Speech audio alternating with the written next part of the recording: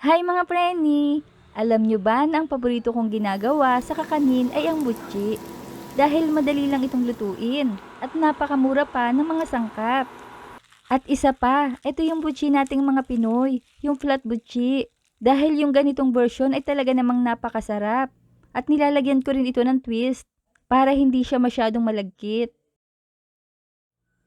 Ayan at may munggo tayo dito. Pinalambot ko na ito ng 20 minutes. Binabad ko na kasi ito overnight.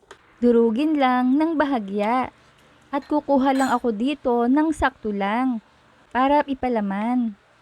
Tapos yung iba ay igigisa ko para ulam namin mamaya. At sa kawali ay ilagay ang 1 tasa ng dinurog na munggo. Namuo ng konti, inilagay ko muna kasi sa ref. Lagyan ng kalahating tasa ng tubig at lutuin sa medium heat. Halu-haluin para mahiwalay. At kapag kumukulo na, ay lagyan ng 1/2 cup of sugar. Any color of sugar ay pwede. Haluin at lutuin lang hanggang sa mag-reduce na ang liquid. Ayan, okay na to. Set aside muna natin. At sa isang mixing bowl ay maglalagay tayo ng 3 tasa ng glutinous rice flour. At 1 tasa ng rice flour. Magkaiba to ha. At para naman sa ating kulay, gagamit tayo ng 2 teaspoon annatto powder o aswete. Haluing mabuti para ma-distribute. Pagkatapos ay maglalagay ako ng 1 3/4 cups of water. Gradually add lang ito mga preni para mas madali itong haluin. Dapat tamang sukat lang ng tubig ang ilalagay para hindi ito malabsa. At lagyan ng 1 tablespoon of oil para hindi masyadong madikit. Naglagay din ako sa kamay. Ayan, at inidwal lang para makagawa ng dough. At ayan, okay na to. Ililipat ko lang sa mas maliit na lalagyanan. Mag-scoop lang ng 2 tablespoon of dough.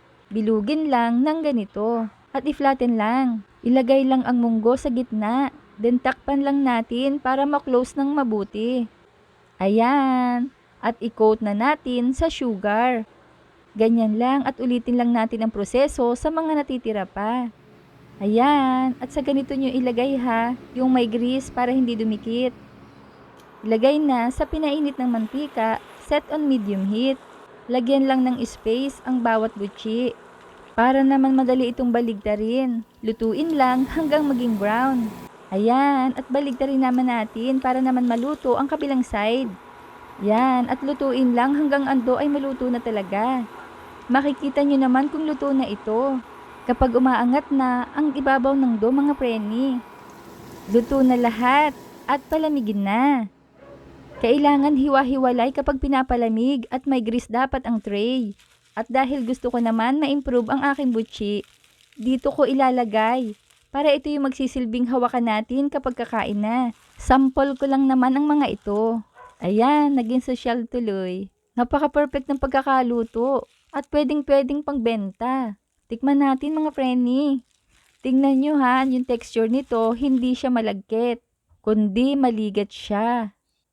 I-try nyo rin. Kaya i-like, i-share at i-follow nyo na ako para updated kayo sa mga reseping ibabahagi ko pa. Huwag kalimutan, cook with love. Thanks for watching. Bye-bye!